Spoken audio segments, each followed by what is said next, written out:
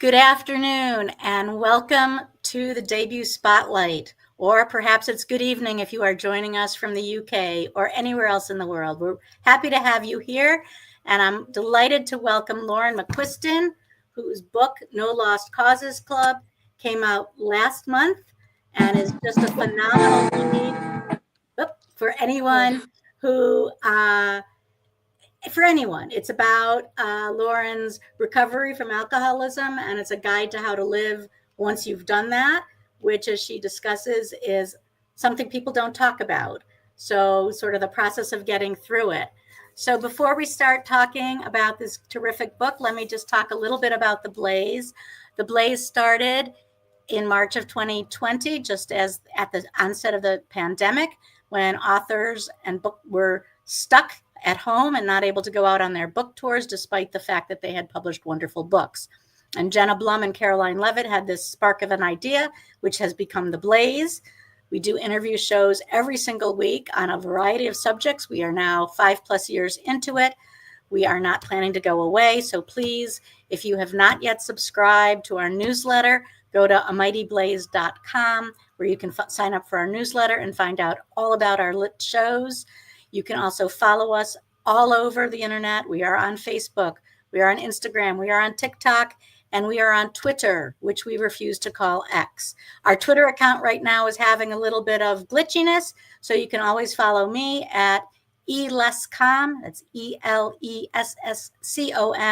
and I will be tweeting out on all of our shows until we get things fixed. So, a little bit about this terrific book. This book has been highly praised. It is a great guide to recovering from alcoholism, but also just sort of a guide to life in general. I found there were so many sentences and pieces of advice that I wrote universal, or yes. It is a stunning, seriously sick and profoundly well work. Says it had Margaret Cho, the comedian, laughing and crying, and she calls it truly brilliant. I cannot agree more. It is provocative, it is funny, it is delightful, tremendous insight, but it's also very raw in describing Lauren's very real and difficult experiences with alcohol as a young woman. And she is now 6+ years sober, and has written this terrific guide, not only to help people understand what it is like to be alcoholic, what kinds of experiences people who suffer with the disease face, how they think about drinking, but also then what they struggle with as they come out of alcoholism. It's a very powerful, emotional book. I highly recommend it, whether you are dealing with alcoholism yourself, whether somebody in your family is, a friend, or just in general, if you're curious about what it's all about. It's a really terrific read for anyone. And Lauren, welcome. Thank you so much for having me. It's such a pleasure to be here, and just thank you so much for that introduction. Apologies for that funky music there. I'm at my piano right now, my keyboard, and I moved my book, and I swear my keyboard has never done that before. But for some reason, it chose that moment, this precise moment, the one moment I don't need it to do it. As a musician and a pianist myself, I love welcoming a little piano music for background, and it's so appropriate to your background. Let me just read your bio briefly, and then we can get right into our discussion. Lauren is a London-based Scottish musician and writer. Her book is based on her multiple years of sobriety, and her Instagram account at Brutal Recovery. If you're not following it, please do. It's terrific. Lauren now teaches trauma-informed musicianship and has been featured in the Journal of Singing for her research on the subject of trauma's impact on the voice. She is a classically trained professional opera singer with a beautiful voice, and her beautiful voice has now translated into the written word in No Lost Causes Club. So welcome again, and we're eager to start talking to you. And so piano music was totally appropriate there, I think. There's a little karma showing up. So you have had an incredible summer, I believe. This book has come out to great reviews.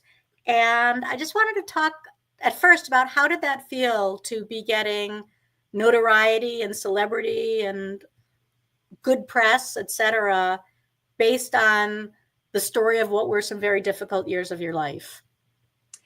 Oh, that is a really, really good question. I feel like, so because I had been writing about my experiences on, Instagram and Patreon and Substack, I'd been, I'd got some practice of being vulnerable and kind of, sharing that part of myself with the intention of it reaching someone that might need to hear it. And that was the spirit with which I wrote the book. Every story that I tell is with the intention of reaching someone that it might help. I was very conscious that I didn't want to make my traumatic experiences kind of like a freak show for people. Like I didn't want people to be like, oh yeah, like make like kind of thinking or giving the impression that there was, I was putting it all out there for that. Sort of the trauma porn. Yeah. So, I'd got some practice at, having the spirit of that. And I kind of, from the moment that we finished copy edits and proofreading, and I was like, great, that's that done. And I was feeling okay. I was feeling like, yep, this is good. The book's going to happen. And loads of authors had told me, like, don't worry about publication day, like it's just a day, nothing really changes, like you're gonna feel funny like the 2 weeks before. And I was like, oh, but that'll be fine, like that, like I'll be fine. But about 2 weeks before the book came out, I had that kind of that feeling of, what have I done? Like, what? Take it back. And it was 2 weeks where I really had to be held together by my community. I reached out to so many authors that I know just to, and it's funny because I would message them and I'd say, hi, can you tell me how you felt a fortnight before your book came out? And so many of them just messaged back, welcome. Like, you're welcome, you're in hell now, aren't you? And what people told me was, this is the worst, or kind of the spirit of, this is the worst that it's going to feel, and it's only going to feel better from here. And in the moment, I was kind of, that feeling, and this is very common of a lot of people who struggle with addiction. It's every emotion feels eternal. You can't see your life outside of that feeling. So they would say that to me, and I would say, well, that's all very well and good, but I'm going to feel this way forever. So I did not feel that way forever. I felt that way for about 2 weeks. And then what I will say is that there was like a vulnerability hangover. And now that hangover has lifted, I'm right back in that space of, oh yeah, I wrote this book with the intention of usefulness and helpfulness. It will reach its readership, and I just got to trust that process, that it will reach the people it's supposed to reach. And yeah, so I am at peace with it, but it's been a rocky month. It's been a very emotional month. Can only imagine.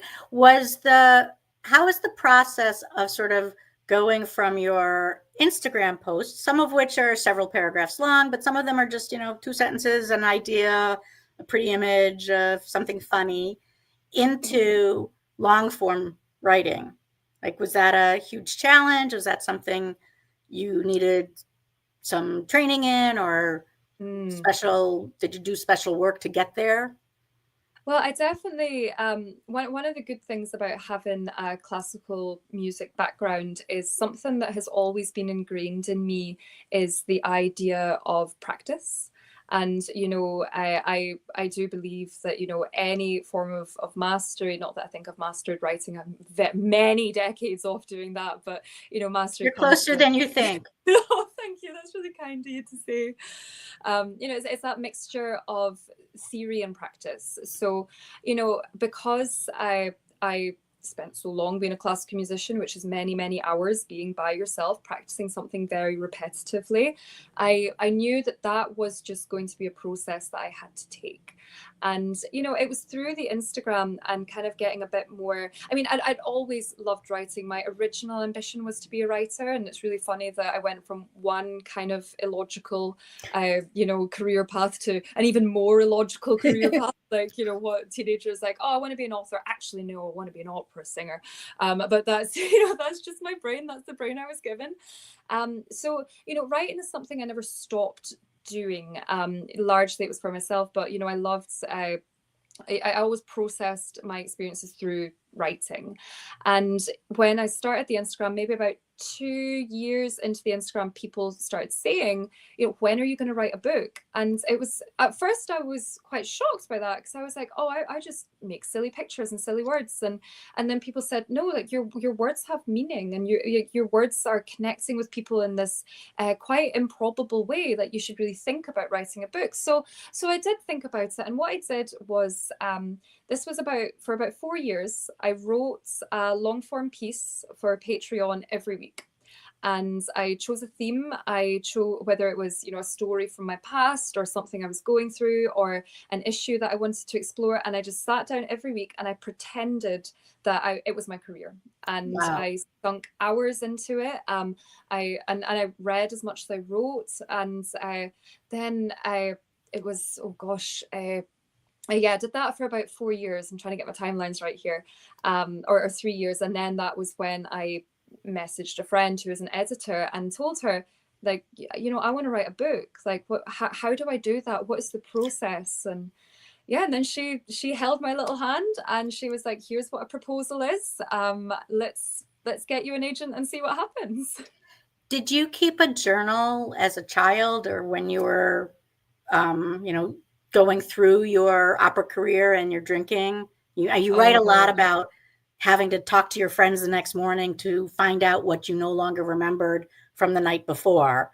Some of which, including scenes that were, you know, a little bit shocking, a little bit dangerous. So you put yourself in some treacherous positions. Did you keep a journal? Do you have like records of, like, contemporaneous records of what was going on? Oh, I kept a journal. It's so interesting. I took a class once when I was in university on the composer Mahler. And something that was really interesting about Mahler and his wife is that they both kept journals, and they kind of edited them in post to kind of like shift the narrative and change the story. And that was my relationship with myself. I would write in my journal, you know, this terrible thing happened, this awful thing happened, I don't know what to do, I need to get sober, like, God, please, someone help me. And then I'd go back and I'd be like, but it was really fun and I don't have a problem. And, you know, like I would have this strange recollection of, you know, what was happening. And that's really common for people in addiction, which is hilarious why there's so many, you know, memoirists who are in recovery, because when you're in addiction, you are an unreliable narrator. And that's what was so interesting about writing this, is like I had to root it in as much reality as possible.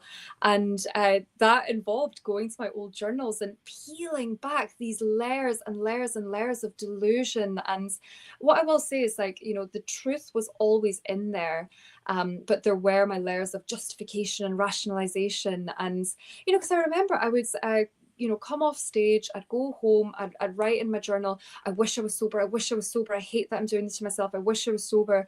And then read it the next morning and just think, you know, I would be so shocked by it. But like, you know, that voice of truth in there is like, Lauren, like, this is your truest self. Like, you know, you want this, you're just scared.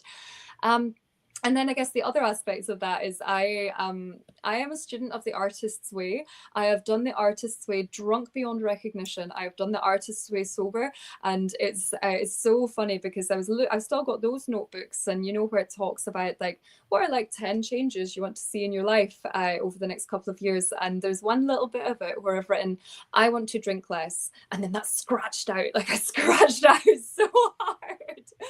So yeah, like I always have had that, whether it was journaling or morning pages or any of it, like I've always processed in that way. But I do remember when I left America in 2020, I had a pile of journals about this high.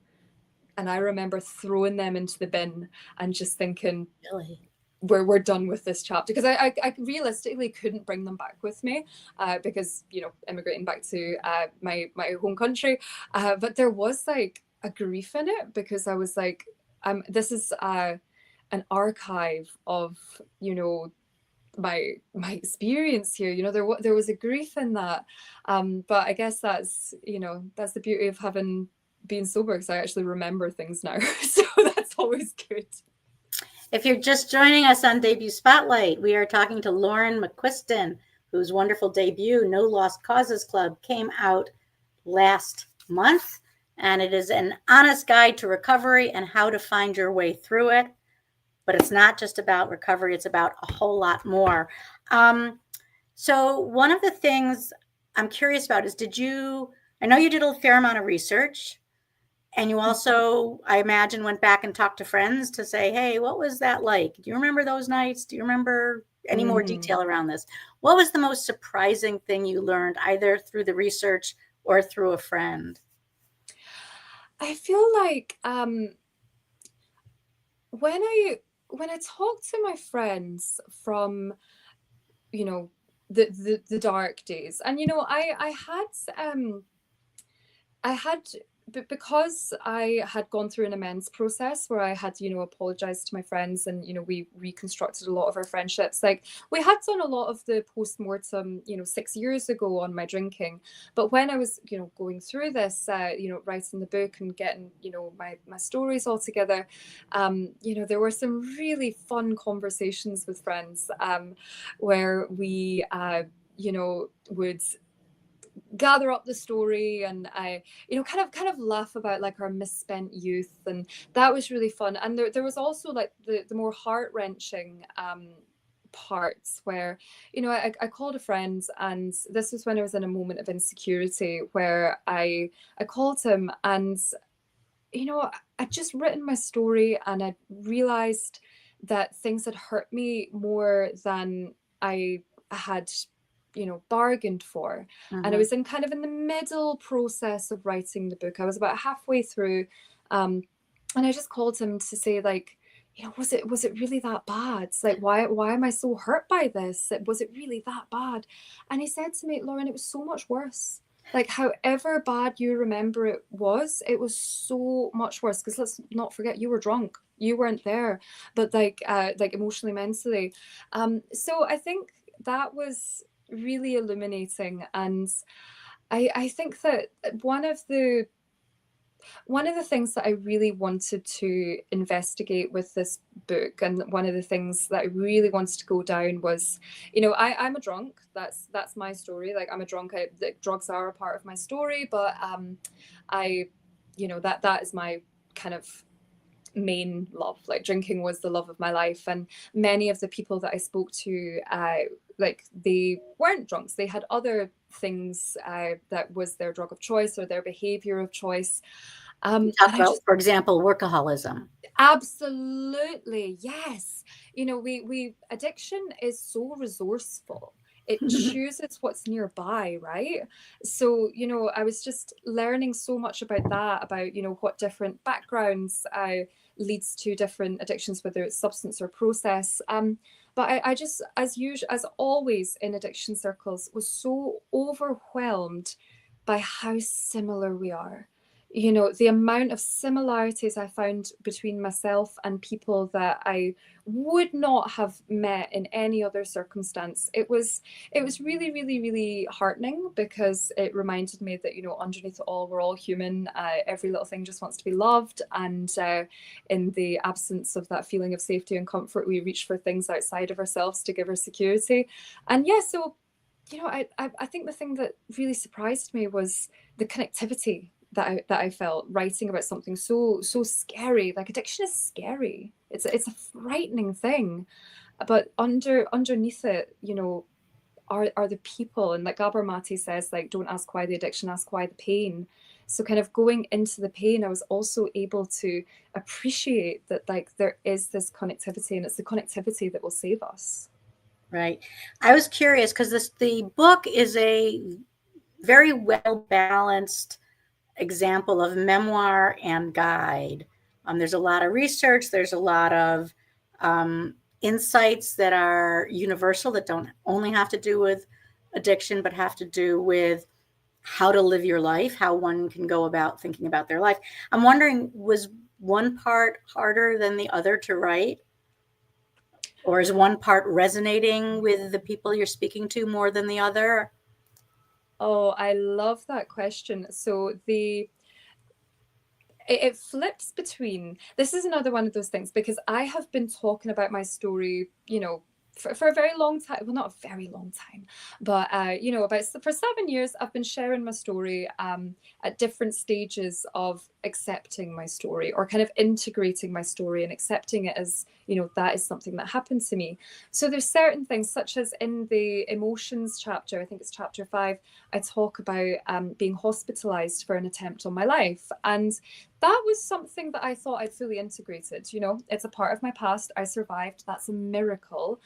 But I remember writing it and having, again, that moment of, oh, wow, like that, I was 19 years old. That's terrifying.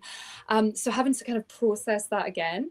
And as a result, I think that's one of my favorite chapters, because as I was writing it, I was going through the process of feeling those emotions and handling them. And that chapter has resonated with a lot of people, because I feel like there's this idea in recovery that you should, if you do everything right, you will feel good all the time. And, that idea of feeling good all the time is just very addiction coded. Like, that's what you want to do. Like, that's why we reach for things. And part of recovery for me is the accepting the fact that, like, I will not feel good all the time, and I'm going to have to work out how to live with that and still enjoy my life because of that. But I feel like the chapter that that I enjoyed writing the most, and a lot of people have reached out about this chapter, is the sex and love chapter. Because I feel like it's something we do talk about it in recovery quite a bit, because it's so tied up with, like, our deepest fears and our deepest desires, and those are the soft, vulnerable parts that we always want to numb out. They say in recovery that, like, the two final frontiers are romance and finance. And as I say in No Lost Cause Club, I've got nothing to offer on finance. I'm very unskilled in that area, and in many ways I'm unskilled in relationships. It's I've got experience, so it's really fun sharing the experience of doing everything wrong, and kind of showing, like, what I've learned from other people. And my own relationship that I'm in now is, we've been together for about 3.5 years now, and I'm still such a I'm still such a beginner at how to be in a healthy relationship, when the longest relationship of my life was with alcohol. It was my greatest love. So I really enjoyed writing that chapter, because in this book, I've not approached anything as if I'm an expert. That was really important to me. Like, I'm not a guru.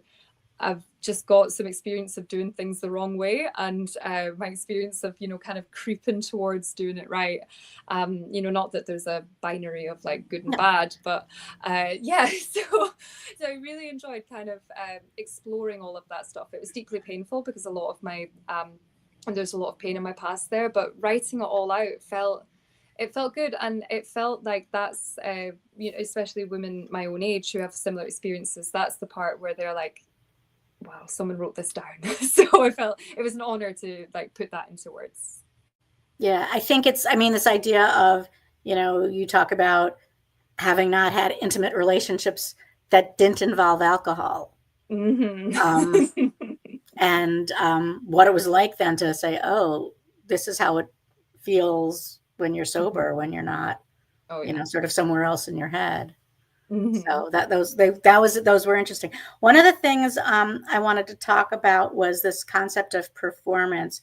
You were quoted, and you wrote an article, I think it was in The Guardian, where you said you didn't realize that your friends were tired of the Lauren show, and that the alcohol allowed you to sort of be this personality and have this, drama that you shared with everybody, and crazy anecdotes and crazy experiences.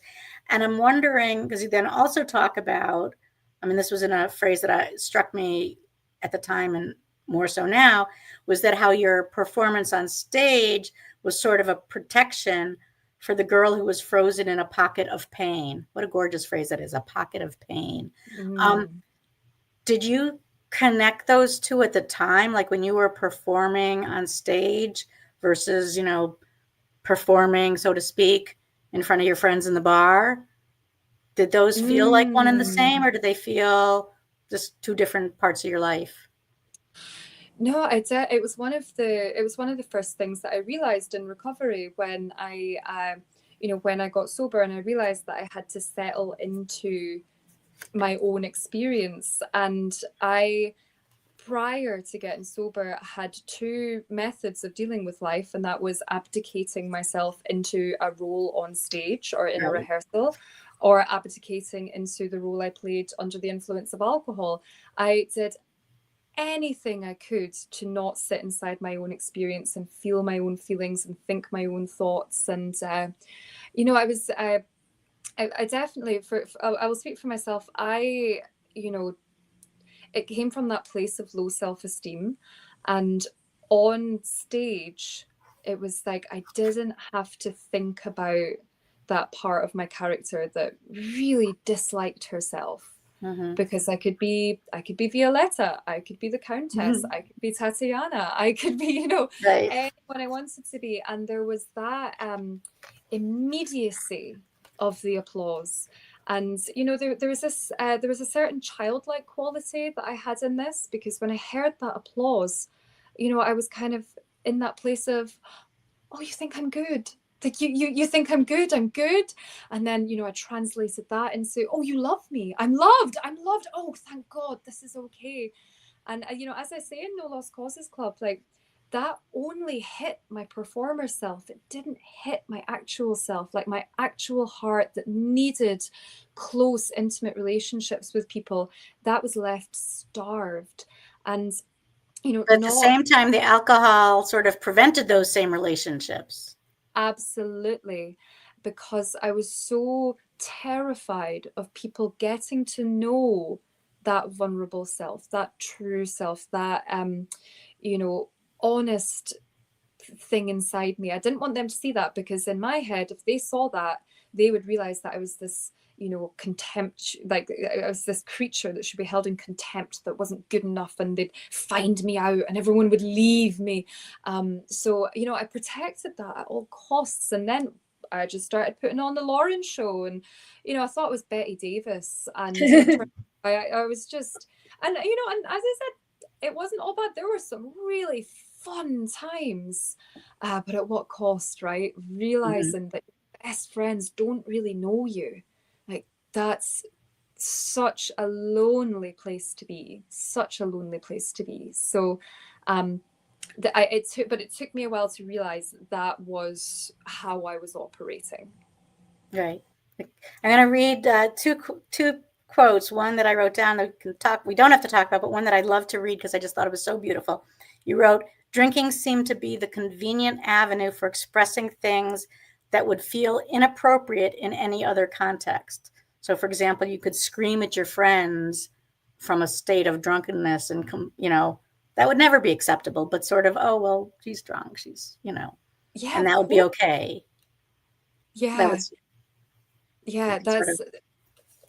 that's totally, because it's that fear of rejection as well, right? Like, if I were to be honest, if I were to say how I feel, if I were to, get into it with my friends when I was sober, what if they reject me? But if I'm drunk, well, everyone says silly things when they're drunk, you can, like, hide behind that. It's an armor, right? Mm-hmm. So I just wanted to read one section because, in addition to being illuminating and insightful and helpful in many, many ways for many, many people, the book also includes some wonderful, wonderful writing and metaphor. And I wanted to read just one short paragraph now, and then maybe another one shortly. And it says, "As I continued to do the inside work of assessing my struggles, blind spots, assets, and desires, I realized it wasn't all work I could do in my head. I Mm. needed to get out into the world. I could float in my room like an orca in SeaWorld, or I could find my corner of the ocean to ride with the pull of the waves, sink yachts, and sing with my pod. I didn't want to keep creating my personal sea world. That's fabulous.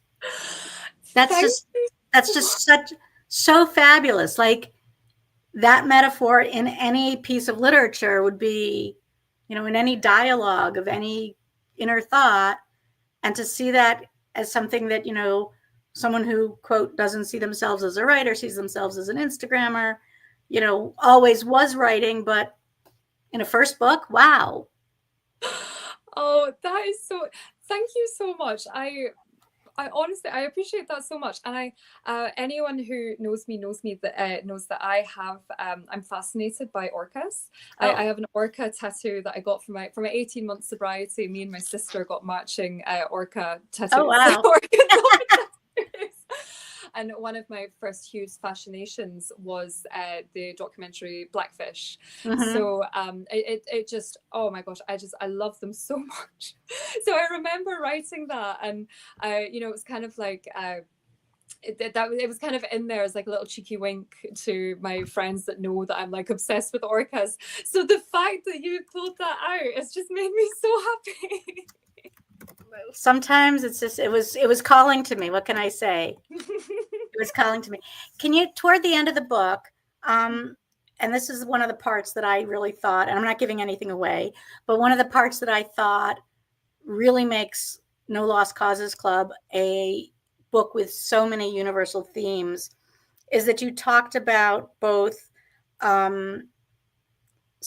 focusing on your regrets and fixated on them is the word you used, and this concept of having a love ethic. And I think our viewers would really appreciate understanding what that is to have a love ethic and how it's related to this idea of moving beyond your regrets. Yeah, so the love ethic comes from Bell Hooks' All About Love. No, yeah, the All About Love, and then I very recently just finished it this morning. The Eric Fromm, The Art of Loving. So it's in the Eric Fromm where this idea of love is an action, and he says love takes concentration, love takes discipline, and love takes action. And then Bell Hooks so perfectly extrapolates upon, brings it to life. That book is just incredible, and it really, really changed my perception on life when I thought about that. I always thought that life, the feeling of being fulfilled and love were things that you could acquire. Like you could get them, you could see it as an object, you could grab it, you could hold it, and you could keep it. And once I kept it, I could just keep it clutched to my chest for the rest of my life and blot out all of the dark things. Like it could, that would make everything okay. And reading, those books and realizing and really, really letting it sink in that, these aren't things that we acquire. These are things that we generate, and they are in a state of practice. They are in a state of attention. They are in a state of what we do. And I feel like that is really important for recovery, because I spent a lot of time thinking about getting sober, and I spent a lot of time thinking about the sort of person that I wanted to be and the sort of things that I wanted to do. I had perfect ideas on what that might be, and then getting into recovery communities which are very action focused, it's more like, okay, so what are you going to do about it, was incredible. And it really threw me into this world where it was like, okay, like there's still a space for thinking. I do really appreciate and love my thought life, but how do I follow through on that? So the idea of a love ethic was so life-changing for me, because I had put my love into areas of life that would make me feel good instantly. I loved drinking, I loved romantic fantasy with other people, but realizing that I could work from a place of lovingness, with a place of connectedness and care and nurturing, in my work, in my friendships, and how I treat the environment and how I treat the art that I interact with, if I can show that commitment, dedication, care, and all of the things underneath that umbrella with action, then, you know, I'll be in an exchange with life as opposed to just trying to suck life out of things. And then, you know, how that relates to me with regrets and kind of the rumination on the regret, and the simplest way that it was laid out for me was that, you know, or the way that I, you know, kind of phrase it in the book, I suppose, was rumbling about in regret is fixating more on a parallel universe than the one that you're currently inhabiting. I think the line that I used in the book was, you know, there was no other path. Like that was the path that I took. I could, and I do reserve my right to regret things. Like there are things that I wish I did differently. There are people I harmed that I wish I did not harm. There are actions I wish I took. However, I cannot pitch a tent there. I can't live there.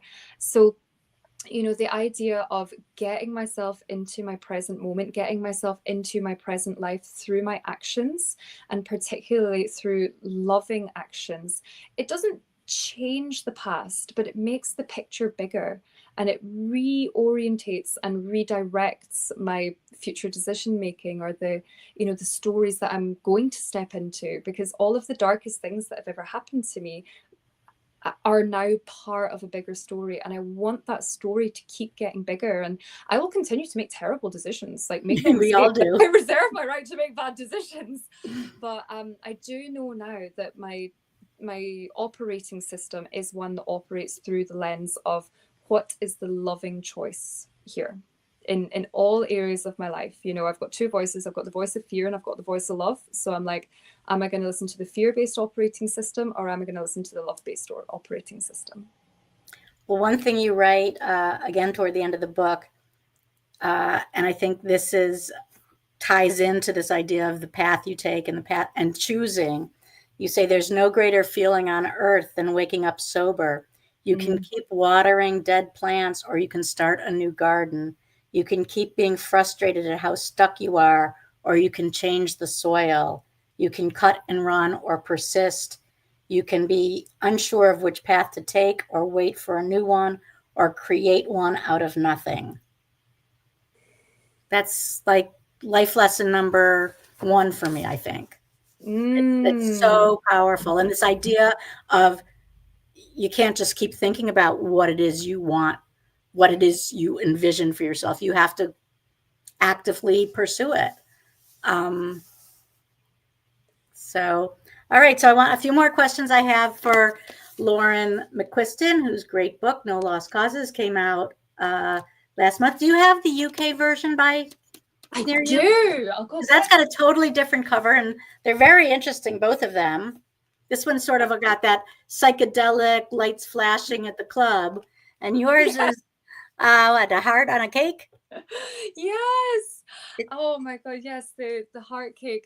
When we went through the cover designs, they had, you know, the heart cake, and for some reason, you know, my heart, I suppose, just said yes, it's that. I don't know why, I don't know how.